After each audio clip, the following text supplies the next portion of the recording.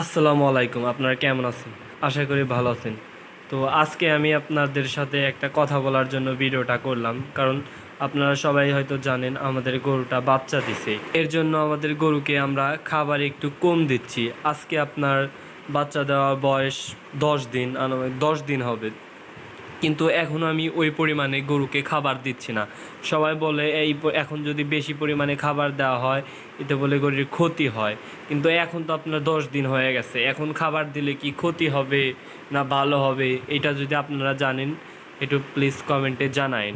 আর আপনার খাবার দেওয়ার নিয়ম কি, মানে আপনার ঘাস কতটুক দিতে হয় আর কতদিন পরে আপনার ঘাস ভুসি এগুলো আপনার বেশি বেশি খিলাইতে হয়, এটা যদি সবাই একটু জানেন কমেন্টে জানাবেন। আর এখন আমাদের গরুর আপনার দুধ হচ্ছে আপনার ৩-৪ কেজি করে, 4 কেজি ম্যাক্সিমাম 4 কেজি হয়।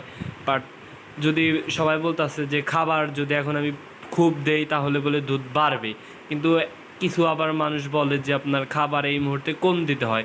এর জন্য আমরা খাবার কমও দিচ্ছি, কিন্তু এতে যদি এতদিন যদি খাবার কম দেয় এতে কি গরুর কোনো খুব ক্ষতি হবে, এটা যদি সবাই জানেন প্লিজ একটু কমেন্টে জানাবেন। আর আপনারা সবাই যে আমার ছাগলগুলো দেখতে চান, এই যে আমাদের ছাগল, আর আমি এখন আগের মতো ভিডিও দিতে পারি না, এর জন্য আমি ছাগল